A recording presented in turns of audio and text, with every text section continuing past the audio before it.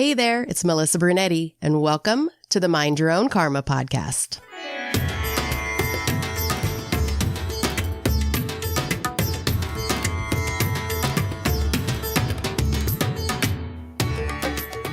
Hey there, Karma Crew. Thanks for joining me for this episode of Mind Your Own Karma Beyond the Bandage.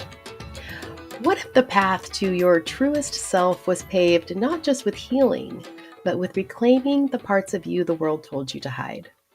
Today, I'm so excited to introduce you to Kellan Bacon, someone whose story and work blend trauma healing, identity, and the power of transformation in a truly unique way. Kellan is a transmasculine, transracial adoptee from China, and through their practice, Ming Holistics, they guide fellow queer and adopted folks on a journey of healing using compassionate, trauma-informed, body-centered approaches. But Kellan's work isn't just about healing. It's about unlocking the body's innate capacity to thrive. They draw on their own lived experiences, weaving together breathwork, polyvagal theory, parts work, and root cause therapy to help people reconnect with their authentic selves and transform their nervous system's response to trauma. As a member of the adoptee community, Kellan's perspective is incredibly special. And today we'll dive into what it means to navigate life and healing as both an adoptee and a queer trans person. It's an episode that promises to challenge the way we think about healing, identity, and connection. So get ready to go beyond the bandage to explore some edges of healing and identity in a way you may have never heard before. Let's dive in. We are welcoming Kellan Bacon to the show today. Hello. I'm awesome. It's great to be here. Yeah, so I found you on TikTok and Yes. you were on my For You page, which Mhm. was super interesting. The timing was perfect because I was kind of contemplating what I wanted to do with season 4. I didn't want to totally abandon the adoptee community because they were a huge focus for the podcast for 2 years, but I also felt a need to kind of start transitioning into the healing part of it. So you were just like the perfect fit, and also kind of like the universe telling me that, yes, this is the direction you needed to go. So thanks so much for coming on the show Nice. today. Nice. Yeah, I'm glad to be here. And impressive that you found me through TikTok as well, because I hardly use it. So I know. It was just meant to be. I'm telling you, it was just mm. meant to be. So you are an adoptee and you're also a transracial adoptee. So can you Mhm. share a little bit about your adoption journey, growing up as a transracial adoptee, and how it shaped your understanding of your identity? Yeah, for sure. So yeah, I am a transracial adoptee. So I was adopted from China when I was around 8-ish months old. And I've since then been living, well, I don't live with them anymore, but I lived with two white British parents. And like many adoptees out there, I think I grew up very much kind of believing that adoption didn't affect me and that my parents were just, it was just very normal and they were basically just my parents. I just got them later on.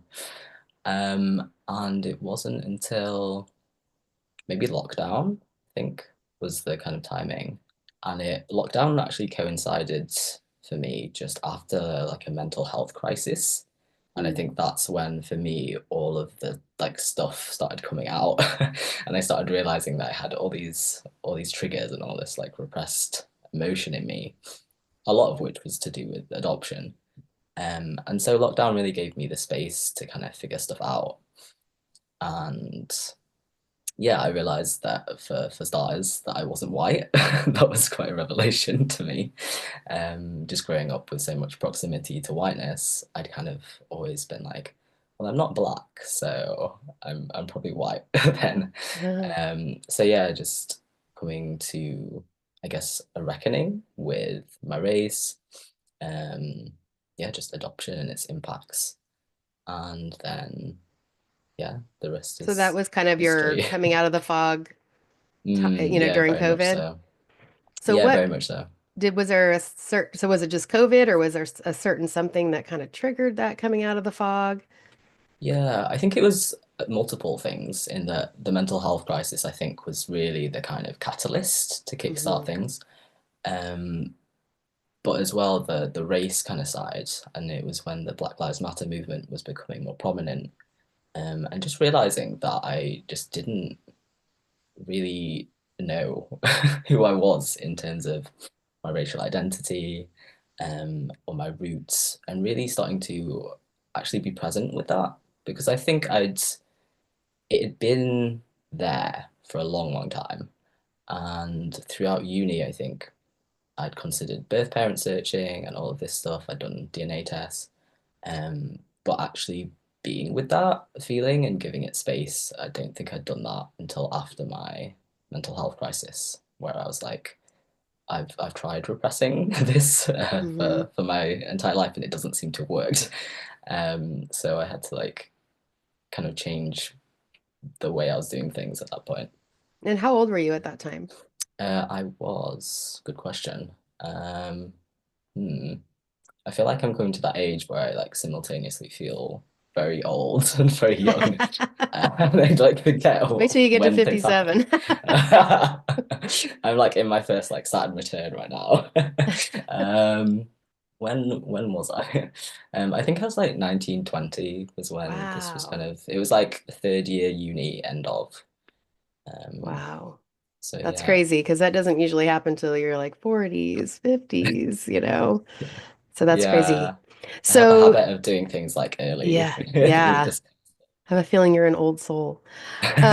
So you also were trying to figure out your sexuality. Was it during that time as well? Did all this Mm, kind of start to come out at that time? well, yeah, I'd questioned my sexuality through my teens. So I grew up being quite Christian. It wasn't that we were very like Christian going in that, sorry, not Christian going, church going in that sense. Hmm. But just in terms of beliefs, my parents were fairly conservative in their beliefs. They were actually quite like homophobic growing up. And I was very I was like a Bible reader. It's like I was also like anti-gay and all this stuff. Hmm. And at 14, I kind of just realized like if there's a God, if there's a benevolent being, I was like, I don't think he'd want us to like fight with each other about this much. And so I started questioning that and maybe realized I was gay. And I say gay in terms of like I was interested in females when I was around 16. And at that point, I had only just kind of been exposed to what gender really was as a concept and what transgender people existing. And as soon as I kind of stumbled across that online, I was really resonating with that. But I think it was only trans men that I saw representation from. So there was a part of me that was like, oh, I feel very much like these people, but I don't feel like I'm a man. Um, And so I kind of buried that again. I did a lot of burying at this age, and went back into the closet around gender. So I kind of, from 16 to like my mental health crisis lockdown era, I was kind of believing I was a gay female. And then through lockdown, after I'd gone through the process of coming out of the fog around adoption and realizing how that had impacted me, it was almost like that gave me the space to see myself more fully and to realize actually that my gender was so much more complex than I was allowing it to be. And also I think non-binary identities were getting, what's the word, just like I knew about them more Yeah, at right. that point. And I was like, oh, that makes sense. Like, I don't feel like I'm a man. I don't feel binary in my gender. But this is absolutely what I feel is right for myself and my body. And so, yeah, then just basically came out as non-binary and changed my pronouns to they, them, and changed my name within like 3 days of figuring it out. And then, yeah, the rest is literally history. And that So let's was, be clear because you look like a man, so you were born a female. yeah, so yeah, assigned female at birth, is kind of how we put it. Okay. Mhm. Yeah. Okay. So how did that go with your family when you were going through all Mm. these changes? Yeah, so Well, not with changes, you were coming into yourself. yeah, Let's put it that yeah, way. yeah. So when I initially came out as gay, my parents were very resistant to that, and I'd kind of maybe expected some form of um, kind of arguing that I perhaps wasn't, or trying to change me to be like a straight female. But they just like point blank didn't believe me, which I think was very, it really triggered a lot of like invalidation wounds, I think, as an adoptee, and that like invisibility, like not being seen. Mm, So that really scarred me. I think I'm still, that's still a scar that's there. yeah. But they seem to be a bit more receptive actually to when I start talking about gender. And I think maybe it made more sense for them. And maybe there's less stigma through religion about being trans, because obviously there's Mm, a lot of discourse around gay and hmm. um but yeah, I think I've seen a lot of change, particularly in my dad, where he's gone from being very homophobic and queerphobic and not getting anything to being like he said he realized that he would lose me if he didn't change and Mm, open up, and wow. that's been really, I think, healing for me to see as well, because it's like seeing your parents grow and Yeah. almost, being part of their evolution as people and That's their growth. amazing. Yeah. That's Yeah. amazing. That's great. So yeah, very grateful that he's an ally to that and has been really supportive. Yeah. Yeah. So, going through all of these changes personally, what were some of the challenges that you maybe faced, or, because of your background as being Mm. Christian and kind of maybe questioning, you know, because I know the Christian background well, um, Mm. how, I don't know, how was that journey, and what challenges did you face kind of coming to these conclusions? Yeah, I mean it's interesting around Christianity. I think at that point I'd come away from Christianity quite a bit. Um, in that I mean, I still very much have a belief in something like a higher power, Hmm. but just that it's not a set religion. I don't think humans know what's up. I don't think we're meant to know what's up. But I think one of the challenges for me was actually to do with, this more like intersectional like patriarchy that's affected me. And so being adopted from China, it's very likely that I was relinquished for being assigned female at birth. And so I think I've almost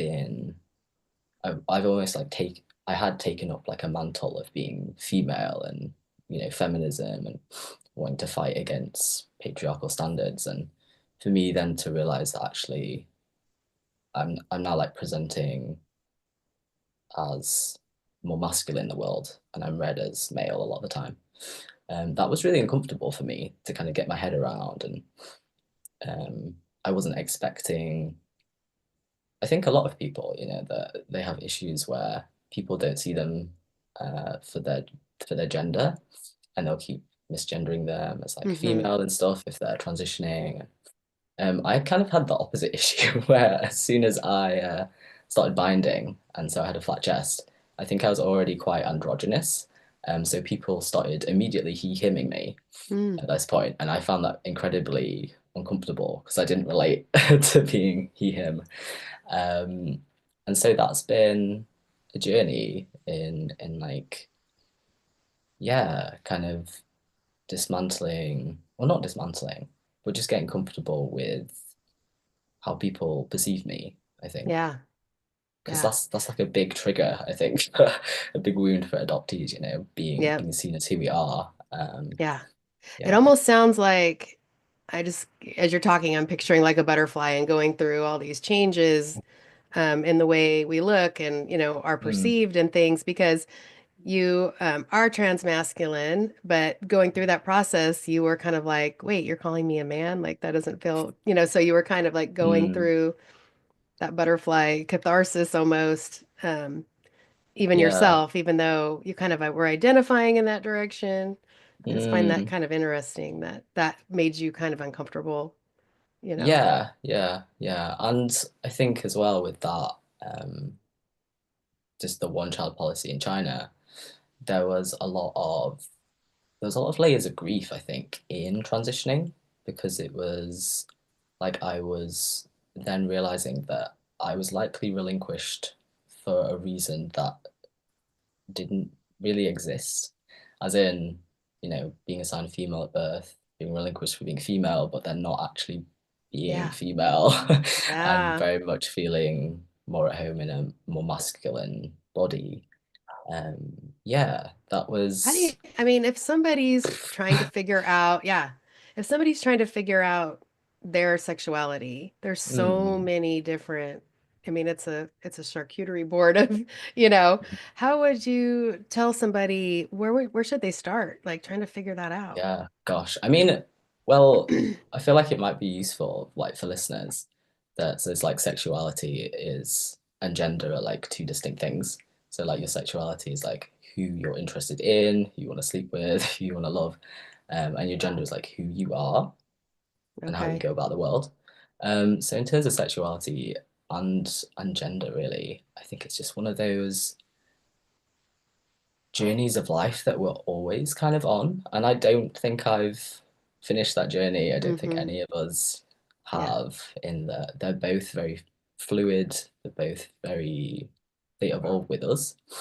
And so I feel like the best way for us to get to know them is actually not, again, it's not one of those like learning what it is. It's like unlearning the things that aren't serving you, like Yeah. unlearning the conditioning that gender is binary, or the unlearning that women or womanhood means like being submissive or people pleasing, and just all these conditions that we put on things, and unlearning people pleasing, like how many of us like hold on to identities because that's who we've been told we have to be, Mm-hmm. like being the golden child as an adoptee, like being the perfect like A-level student and academic. I think that's something I did a lot, and then realized through academia that I was like, actually, this isn't for me. Like, this isn't what my heart wants to do. So, Yeah. Yeah. Well, I could do a whole episode on just talking about this stuff, but let's get into the yeah. healing part a little bit.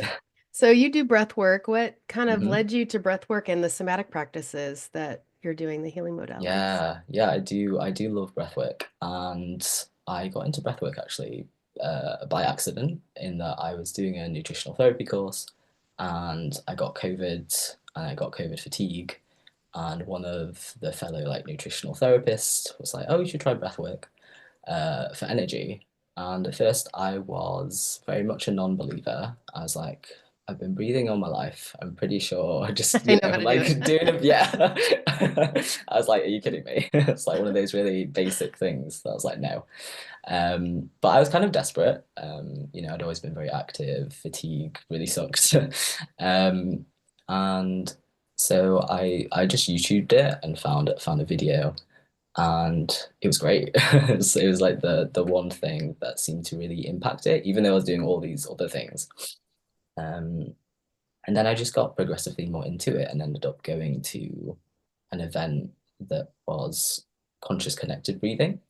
I didn't really know what that was at the time, and I was kind of just like, oh, maybe I can like learn a thing or two more about breath work. But I don't know if you've heard of conscious connected. I feel like you Mm-mm, may have. Oh, okay. mm-mm. So conscious connected is it's like a very activating breath style, and one of its other names is psychedelic breath. Okay. So, or rebirthing breathwork, transformative breathwork. So it's got all these names. But basically, it allows us to activate our nervous system so that it can basically process things that it hasn't been able to process. And it's almost a way of like triggering our nervous system to bring up the energy that it's been storing, from maybe events that have happened Mm-hmm. throughout our lives, even that pre-verbal trauma that, as adoptees, we're always like, oh, how Yeah. on earth do we, Yeah. navigate this? And so that experience was deeply moving for me. It felt like I was connecting to uh, feelings and parts of myself that I just never been able to get in touch with, and like this almost like visceral anger, you know. Mm-hmm. Mm-hmm. So after that, I'm neurodivergent, so I just got very obsessed in a very like stereotypically neurodivergent way. Um, and yeah, I just ended up pursuing breathwork certification and somatic certifications and just exploring more aspects of somatic therapy and working with our nervous system rather than against it and working more with like the body and the internal sensations than just trying to like process in the mind. Because that I'd Yeah. done a lot of that in therapy Yeah. before this, and it got me places, but Hmm. it had only gotten me so far. Yep. And I still had, yeah, I know you know what I mean.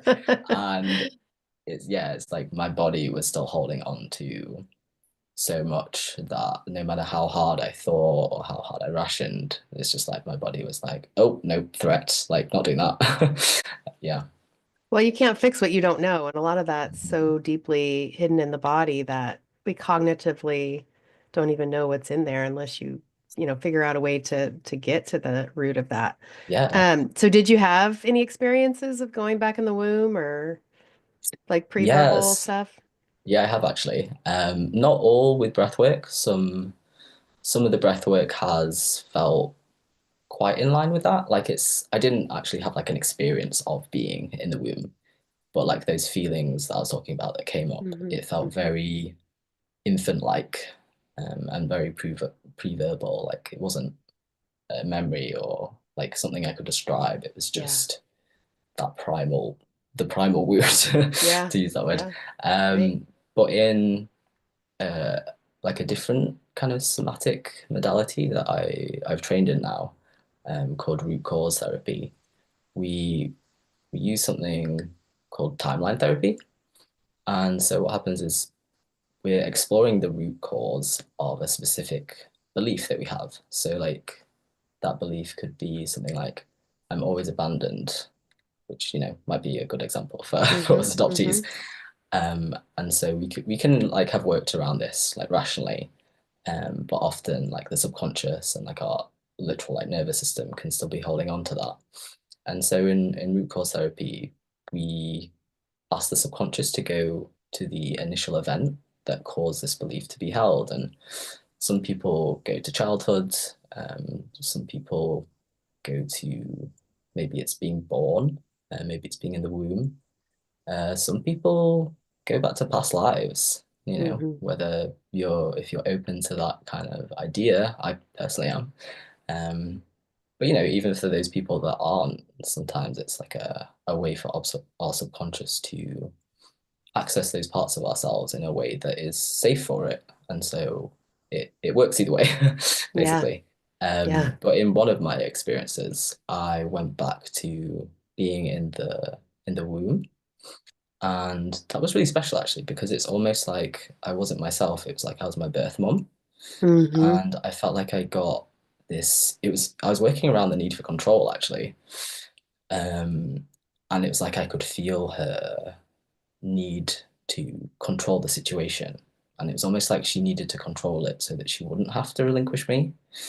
And yeah, processing that like need for control and that like panic, kind of gave me a moment, I guess, with being with her is what it felt like, Hmm. where we let that go and could just be present with that time. Yeah, and Yeah. that felt deeply healing. Yeah, And I had yeah. the same kind of thing. I went back to in the womb during Mm. one of my sessions as well. It was just crazy.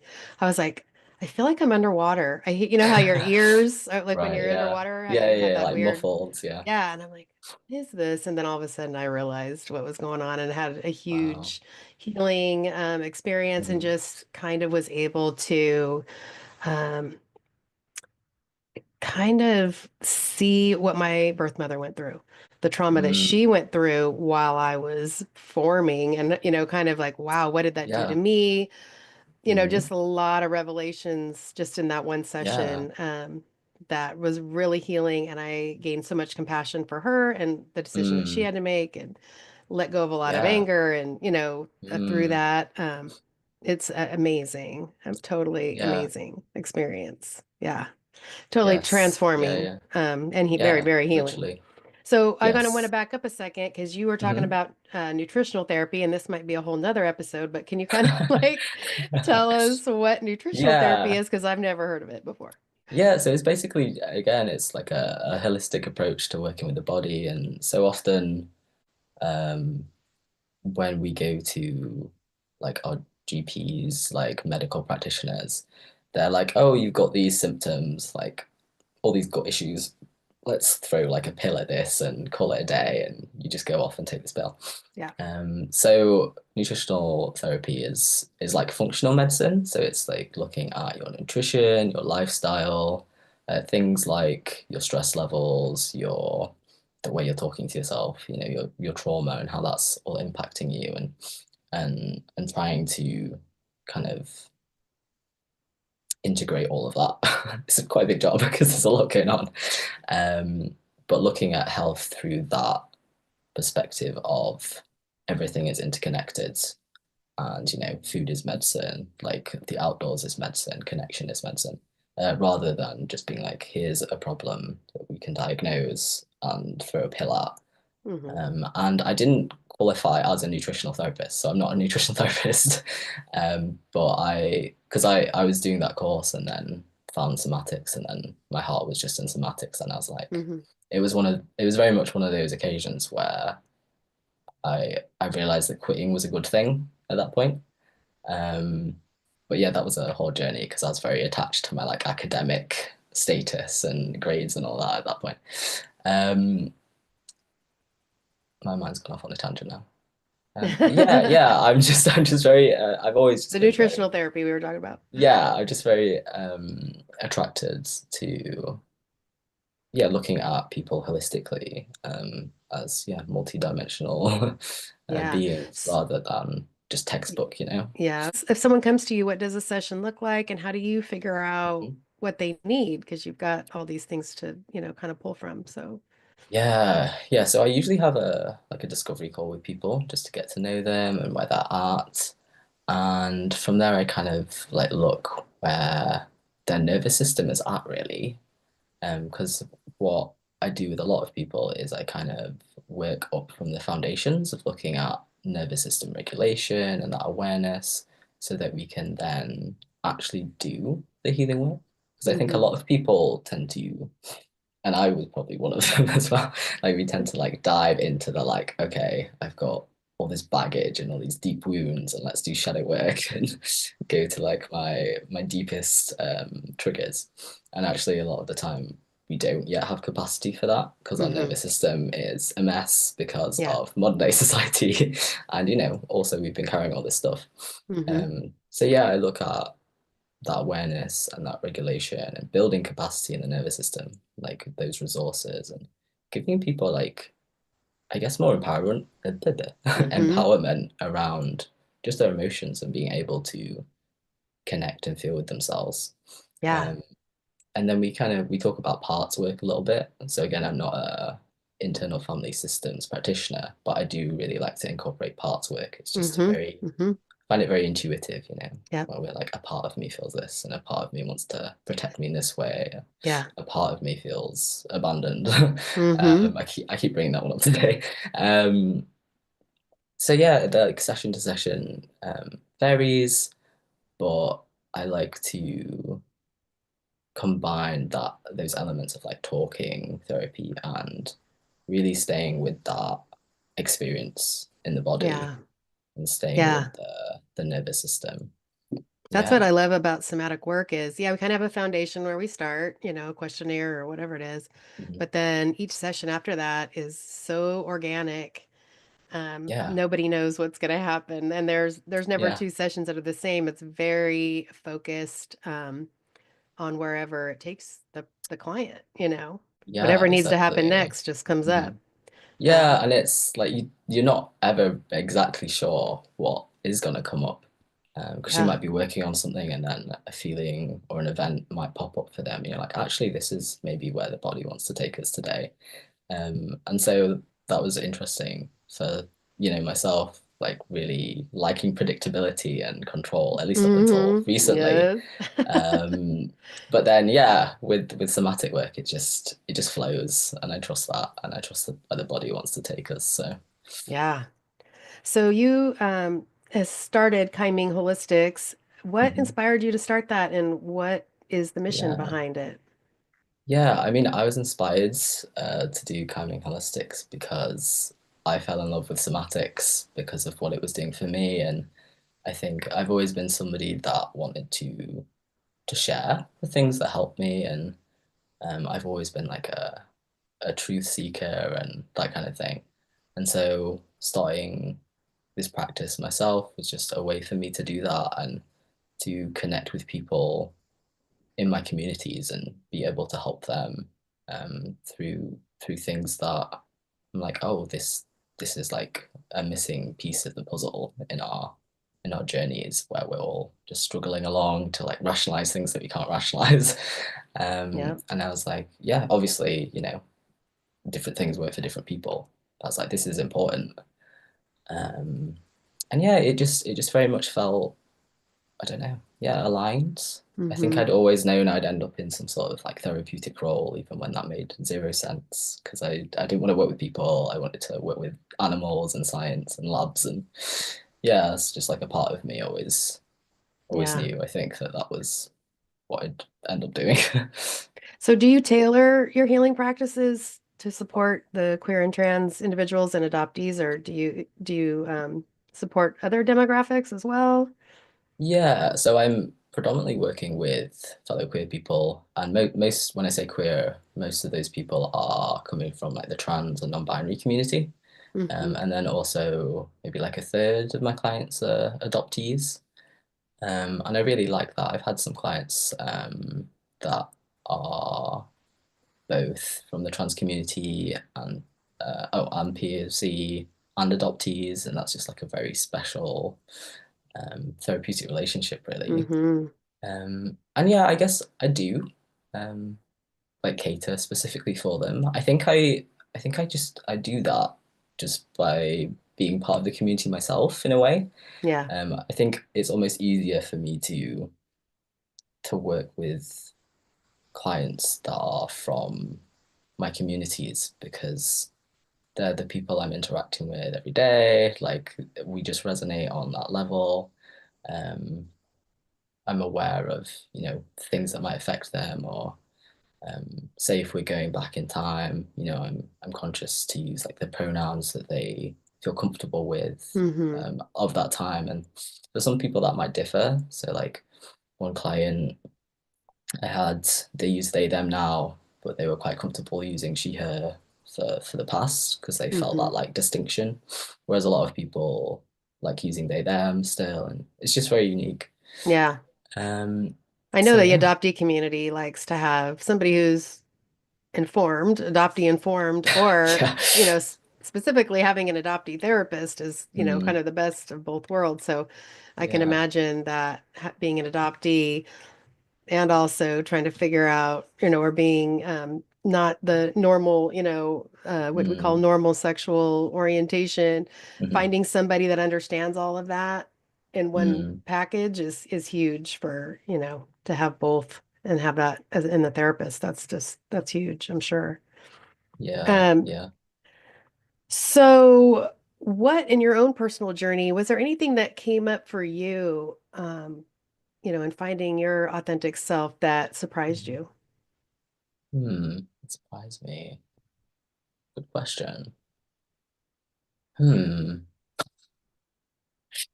I feel like I was just prepared for it all. No, Yeah, I don't know. you're open. Did anything surprise me? Yeah, I feel like I well, I am these days. I think having gone from that more like closed-minded, like very black and white, like this doesn't fit religion, to then being like, oh wait, I'm like gay and queer, and I'm kind of at the point where I'm just like question everything. But I think something that I've maybe surprised myself with is actually interest. I'm being interested in psychedelics. and I do live in the UK, so that it's not particularly legal. Mm-hmm. But just that draw towards yeah, like plant medicine. Like Mm-hmm. I was listening to is it Me Oak and Mm-hmm. Beth's like episodes Yeah. on ayahuasca and plant medicine. And yeah, just been very drawn to that and um have done a few like psychedelics now and yeah, that's something that I don't think I would have said I would ever do, like maybe a decade ago, maybe not even that long. I was Mm-hmm. very like anti drugs and stuff of any sort. But you know, I see that as like Yeah. nature's drug, you know, nature's medicine, and you know What all was the your did you get anything out of the psychedelics? Did yeah, you I got a lot. My first trip was like very powerful. Where I was like just on another plane and adoption stuff came up. I yeah? very much felt that. Um, I did that thing where, you know, where they're like, oh, don't look in the mirror when you're tripping because it's really weird and scary. So naturally, Oh wow. I looked in the mirror. You did it. Yeah. And you know what? It was great. It was very interesting. Like I saw myself as lots of different, like my face morphed into lots of different animals and like a Maori warrior and all this stuff in it. It very much felt like yeah, the message behind it was almost like just that, you know, you're like all of these things and you've been all of these things and yeah, just Mm, that there's not like a and again I don't want to bring this up in like a culturally appropriative way, but like I know a lot of spiritual people resonate with spirit animals hmm. and I was like, oh, I want to like know what mine is. But I feel like the psychedelics are very much like you don't have one. You're all of them, you know. Like nature is Yeah, just we are nature. right. Um, yeah, what else? What else? Yeah, it's helped me process some different events like sexual trauma actually. It really helped me process that. Um, grief, it helped me process like losing a friend. Yeah, I feel like again, it's just it knows what you need on the day. Yeah, right. So you mentioned you're interested in exploring cultural notions of romance, love, and community and connection. How have those Yeah. ideas shifted throughout your healing journey? Yeah. This interests me a lot, you know, as a queer person. I feel queer is like, yeah, being LGBTQ and stuff, but I think within the community there's almost like a queer is like a way of living, a way of being and like being at odds with like the systems around us. And Hmm. so yeah, I've gone from being very like no sex before marriage and, you know, kind of just only having this like very nuclear family in my mind to just like questioning like why we have that in place, like the structures that led to that and you know, seeing like romance and platonic love as I'm kind of at the point where I'm like, I don't feel like they're binary, a bit like gender isn't binary, you know? It's like we have this like non-binariness in the middle where things can be both like platonic and romantic and Hmm. just how we're defining our relationships, you know, being monogamous or poly or any variation of yeah, I think the queer community has a lot to teach society really, like Western society, because you've got very like set in like this is the way to do things, and you know Yeah, you should be away from home by this age and buying a house and be married and have 2.5 kids and you know yeah, um and that it's very prescriptive and then queer people come along and we're like we don't follow the script and then when you don't follow the script in one way you're like oh wait there's so many ways that like I've just been kind of like going through life following hmm, the script and then you hmm, realize that's not you or authentically what you want for yourself. yeah, So very much still figuring out what I do authentically want for myself. sure, And it yeah, it is like complicated to navigate, but yeah, yeah, I feel like it's important for me right. to do that. Yeah. How important do you think authenticity is in the healing process? Good question. I feel like very important, really. I feel like it's almost like that feels like kind of the point for me. It's finding who I am, um, like naturally without the conditioning and without the expectations that yeah, society, maybe family, adoptive family, even different communities might have put on me, myself as well. Um, and I think, once we start stepping into that authenticity, it kind of gives us like power to step into more and more. Yeah. And I think the more connected we get to like ourselves, like the capital S, like it's the greater we can feel into like joy and happiness. And they're almost like byproducts of finding authenticity. And that's not to say it's like easy. I feel like finding authenticity can be like hard, Yeah. like break down, like the deepest pits of despair hard. But yeah, I think through that, it's like, yeah. And you find what you're looking for, but in a way that you're like, oh, I didn't realize what I was looking for because I didn't know it's up there. Exactly. Yeah. And you have to stay curious and I just think that really curiosity is the key.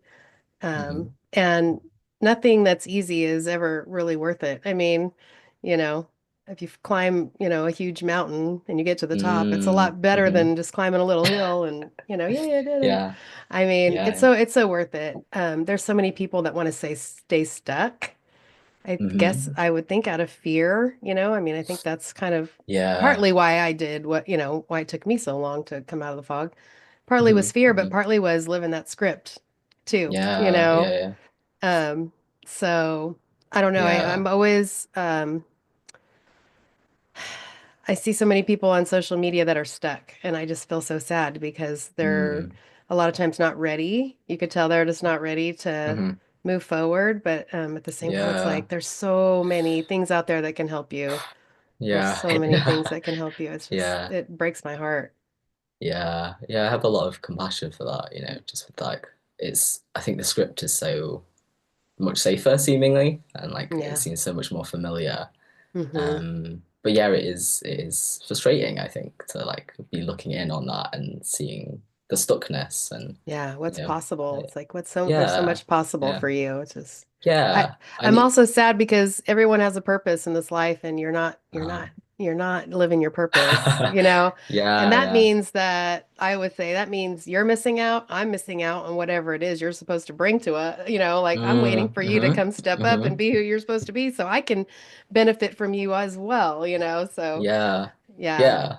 Like imagine a world where like everyone is like authentically just living their Oh God, can you purpose. That imagine? would be crazy. Yeah. That's That probably yeah. on the other That side. That's probably what it's like. yeah. Yeah, the apocalypse might happen before that, but So, for someone listening who feels disconnected or unsure of where to begin their healing, Mhm. especially around identity and belonging, what would Mm, you want them to know or hear from you right now? yeah. I mean, kind of following on from what we just said, like I think realizing that you can become unstuck is really important. Mhm. Um, and just yeah, being curious and being open to that possibility of like, what if I could move through the world in a different way? I'd say, it's again, it's a journey that you can't really rush.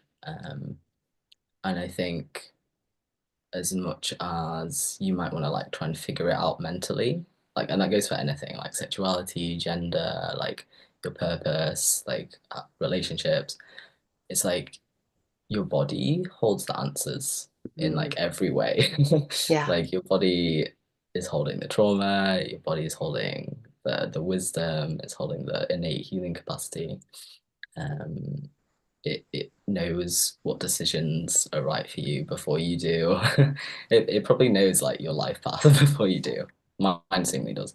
Um, so yeah, I'd say start trusting in your body, however that might look, and getting in Yeah. touch with that. And when you do that, what you want kind of comes as a byproduct. Yeah. Yeah. I think we give our power away to, Mm. doctors and society and just in so many different ways that we don't Hmm. understand that how powerful we really are. Mm-hmm. Like you were saying, all the Yeah, answers are inside of us. They're not out yeah, there. They're not, yeah, they're not in other people. They're right here. yeah, So I think yeah, that's kind of where to start is right here. yeah. And I think, if I'm allowed to say another one, Yeah. I think something that I struggled with as an adoptee was not feeling like my feelings were actually real or like Mm, valid, in that I always felt such like deep connections to my roots, and like a deep connection with like my birth mum on my birthday. And I always doubted like if that was real or believable. But mm, I would just say that it's all real. Like if you feel things so soulfully, then it's, yeah, I feel like that's absolutely real. yeah. And so leaning into that like realness, like that truth. Yeah, I And think I don't that know if you've opens noticed this in doors. your somatic work with people, but I feel like people are afraid of what they're going to uncover. But I find Mhm. that nothing is revealed to you until you're ready. Mm. I Yeah, mean, you can for choose sure. to look at it or not, but you're ready. If it comes up in a Mm. session, you're Hmm. ready to look at it, you know? Yeah, yeah, So yeah, I think that kind of erases the fear when I tell people, clients that it's not going to come up unless you're ready to look at it. So don't be yeah, afraid. yeah, If it yeah. comes And up, just go that's, with it. yeah, and that's why, we build capacity for these things before we try and like dive really deep, because otherwise you're just gonna hit Yeah. walls. And Yeah. yeah. But yeah, Yeah. If you're the feeling body's smart. resistance, yeah. Oh yeah. Yeah. Definitely. It knows the Yeah, way. It knows yeah, exactly what you need yep, yep. in that session. So, Yeah, yeah, yeah. yeah. And I'm here just like So, wondering yeah. what my body hasn't brought up yet. I know. What it's like, you're not ready for this yet. I know. It's scary, but at the same time it's like, okay, let's do it. It's just like Yeah, another yeah, milestone, absolutely. another Absolutely. another huge growth Hmm. opportunity. Yeah, So, yeah. again, be curious. Hmm. So, tell us where we can find you and all the things if Hmm. someone wants to get in contact with you. Yeah, so I'm mostly on Instagram. I'm mostly on my main account is just my name, Kellan Bacon, and my practice account is Ming Holistics, and that's generally where I'm hanging for like social media stuff. And people, there's links. People can book discovery calls or just like chat to me about where they're at. I really enjoy just connecting with people, like potential clients, but just fellow adoptees, fellow queer folk. I'm a little bit on TikTok, as you've discovered. I'm not very much. I'm not too active on it. I see you Um, once in a while on there. yeah, I pop up every now and then, and then I just disappear again. Oh. A little bit on Substack as well. I've just released like a little series actually on like demystifying like emotions, Yeah. just because, a lot of us grow up thinking they're bad, and I'm just like here to tell people why they're not actually bad, why they're actually useful. Um, but yeah, that's about it really. Cool. We'll have all those links in the show notes so that people can find you. Thank you so much for coming on today. I Thank you for having thoroughly me. enjoyed this conversation, obviously. And if there's anything I can do for you in the future, please let me know. Thank you. Thank you. But yeah, it's been lovely talking to you. What a great gift it was to share space with Kellen today. Their honesty, wisdom, and lived experience remind us all just how powerful it can be to come home to ourselves. If you're feeling called to explore your own healing path more deeply, I encourage you to connect with Kellen through Ming Holistics. Their links are in the show notes. And if you are someone with a unique healing practice or perspective, especially if you work with somatic techniques, energy work, trauma informed care, or any alternative healing modality, I would love to hear from you. I'm always looking for guests who bring something fresh, grounded, and transformational to the conversation here at Mind Your Own Karma. You can contact me at mindyourownkarma@gmail.com and let's get you on the podcast. I also offer somatic mindful guided imagery, a practice that gently supports people in reconnecting with their bodies, releasing stuck emotions, and rediscovering their inner wisdom. If that resonates with you, you can reach out to me through my website, somatichealingjourneys.com.